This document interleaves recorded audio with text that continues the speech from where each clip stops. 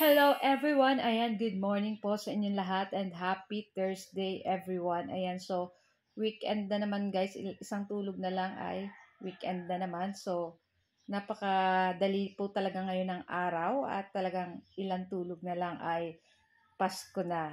So yan yung ating laging hinihintay. Kahit nung bata pa ko guys, talagang pag September pa lang parang ang saya-saya ko na yan kasi nakakakita na ako ng mga Christmas decor ng mga tulad ng Christmas light, mga Christmas tree, kaya ang sarap po sa pakiramdam. Kaya talagang gusto ko pag September na, gusto ko meron na ako mga decoration na pampasko.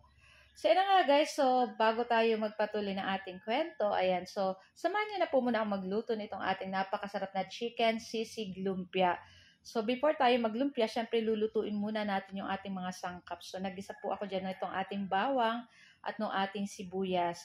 Tapos meron tayo ditong hinimay-himay na chicken or shredded na chicken. So kung matatandaan niyo po, may post ako nung isang nakaraang araw ng grilled chicken. So may natira po akong sa may parting breast, wala nang balat.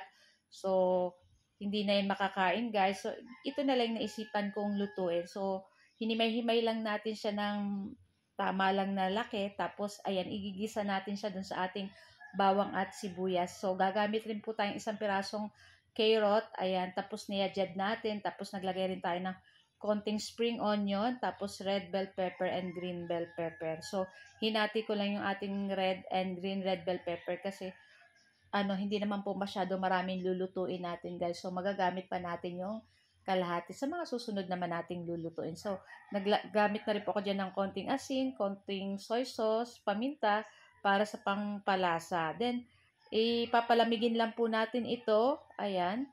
Tapos pag malamig na, dyan na rin natin titimplahan siya guys ng itlog. So gagamit tayo dyan ng 2 pirasong itlog. Ayan. So medyo mainit-init pa pero okay lang. Konti lang naman. Pwede na yan. Tapos syempre hindi mawawala yung ating cheese para mas masarap po yung ating chicken sisig lumpia. Ayan. Tapos halu-haluin lang po natin iyan. And then maglalagay po ako dyan ng cornstarch, siguro mga 1/2 cup o 3/4 na cup ng cornstarch. And then halu-haluin po uli natin iyan dyan para mag-combine, para siya po yung para magdikit-dikit yung ating mga chicken dyan at yung ating mga ingredients dyan. Tapos syempre, after nito ay pwede na natin ito guys balutin. Ayan, balutin mo ako.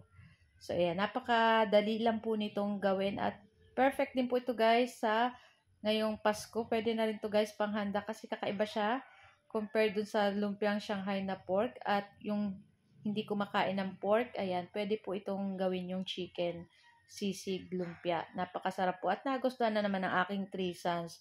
O diba yung ating leftover na chicken breast na grilled ay hindi nasayang. O diba lalo pang sumarap dahil dito sa ating lumpiang ginawa.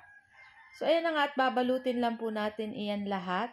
So, marami-rami po yung aking nagawa. Kasi nga, syempre, naglagay pa tayo ng ibang ingredients. Puwera katong chicken. So, ayan na nga, makikita nyo, sobrang dami na, oh.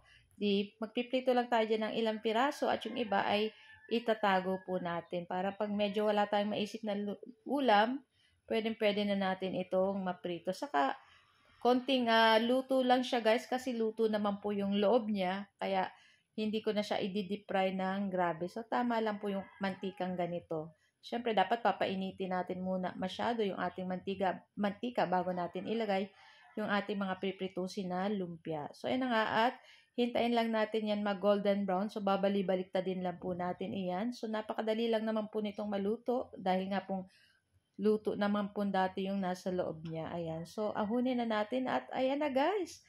Kayo na pong bahala sa sausawan. So, itong sa amin ay sweet chili sauce na napaka-yummy. Bagay dito sa ating lumpia. So, guys, thank you for watching. Happy tummy! Sarap!